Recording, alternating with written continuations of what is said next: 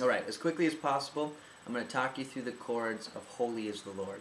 Alright, the first chord is a G chord. Okay, we're going to take our middle finger, we're going to place it on the 6th string, 3rd fret. For this song, I want you to keep your pointer finger up. And so that means that 5th string is going to need to be muted.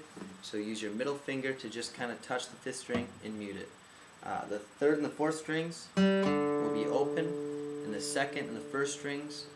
For the 2nd string, we're going to place our ring finger on the 3rd fret, and for the 1st string, we're going to put our pinky or our 4th finger on the 3rd fret. So this is how it should sound. Alright? The next chord is the G over B. It's a G chord on the top, and we're adding a B to the bass. With this chord, we won't play the 6th string, and so it's very important to make sure we don't add that E note or the 6th string to the chord, because it totally changes the chord. Alright? We're going to take our 1st finger and we're going to put it on the 5th string, 2nd fret. That's the B note. Then we're going to play just like the G chord. We're going to play the 4th and the 3rd strings open. We're going to have our 3rd finger on the 2nd string, 3rd fret, and we're going to put our 4th finger on the 1st string, 3rd fret. Okay, and this is how it should sound. Okay, next chord is a C second. What we do is we're going to have the bass of the G chord again with our pinky and our ring fingers. They'll be the same. And we move our middle finger to the 3rd fret on the 5th string. We're going to put our 1st finger or our pointer finger on the 4th string and on the 2nd fret. We're going to leave the 3rd string open.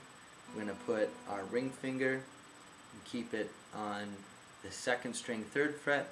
Our pinky finger will be on the 1st string, 3rd fret. And this is how this chord will sound. It's very important not to play the 6th string, and the reason why is it again alters the chord.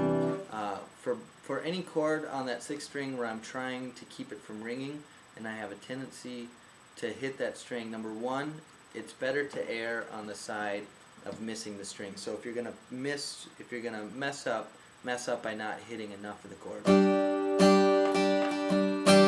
Alright, see I don't have that C string in there. And yes, I'm not playing any notes that aren't in the chord. Okay?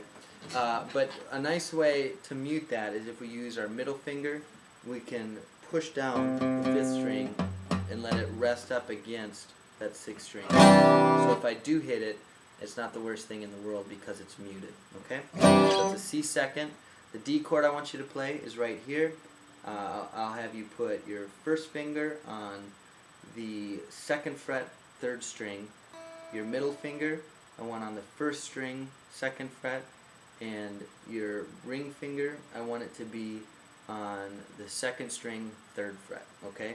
Now with this, we only play the top 4 strings. And by top, I mean the high registered strings. Okay? And so we'll play the 4th string will be open, 3rd, 2nd, and 1st strings.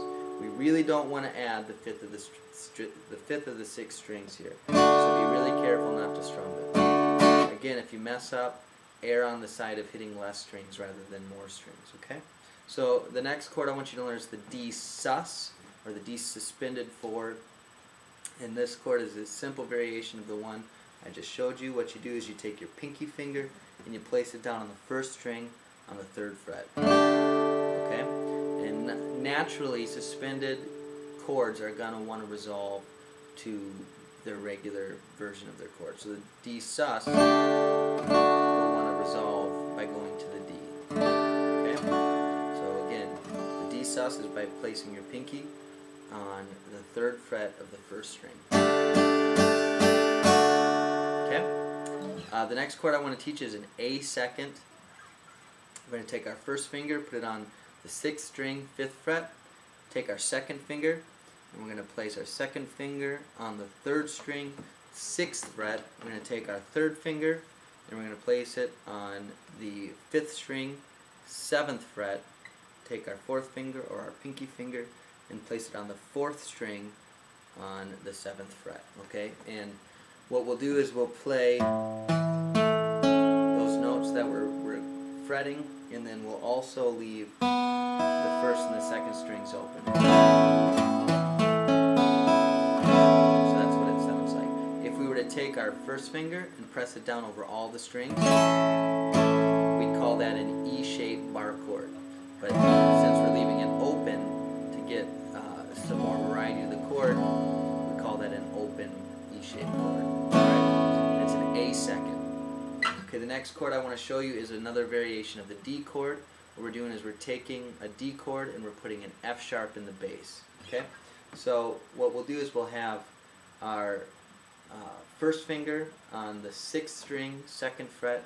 We're going to use that finger to mute the 5th string. Okay, we'll play the 4th string open.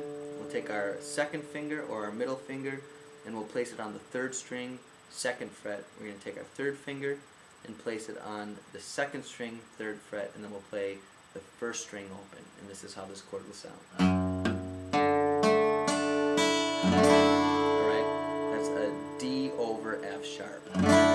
Next chord I want to show you is an E minor, and we're going to do a slight variation of the E minor. What I want you to do is I want to still have the 3rd and your 4th finger on the 2nd and 1st string on the 3rd fret, just like we do for the G chord. Okay, so remember that we have this bass here of your 3rd and your 4th finger, and then what I want you to do is you'll play the 6th string open. You'll place your 1st finger on the 5th string, 2nd fret, and your 2nd finger on the 4th string, 2nd fret. Okay, you'll play the 3rd string open, and then you'll have your ring finger or your 3rd finger on the 2nd string, 3rd fret, and your 4th finger on the 1st string, 3rd fret. And this is how this chord will sound. It's an E minor.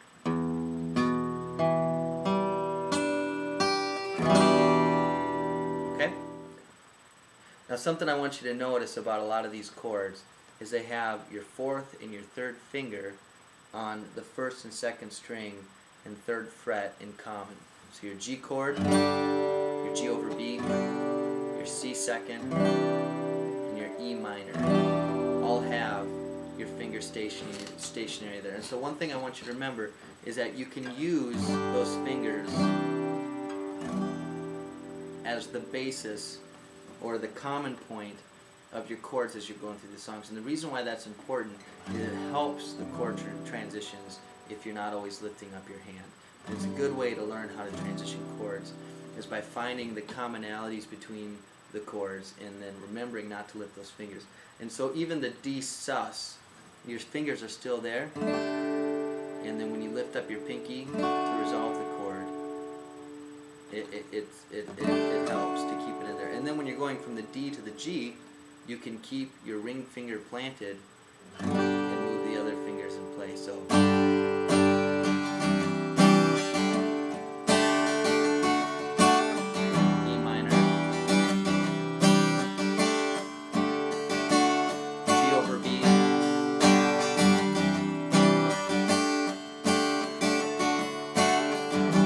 last chord I want to teach you is going to be the F second chord. Okay, in this chord what you do is you take your 3rd finger and you put it on the 4th string, 3rd fret.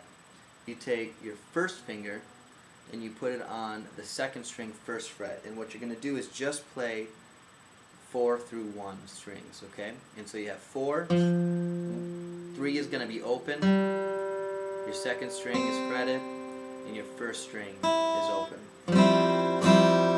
Okay? Now this is an F second chord. And so this is also another one of those chords which is very open to play it cleanly. It's very important to play it clean and not to hit any of the open notes. Like the 5th string and the 6th string, you don't want to ring. And so what I do again is I use that 3rd finger to just kind of brush up against the 5th string. So if I accidentally strike it with my pick, it's not going to ring.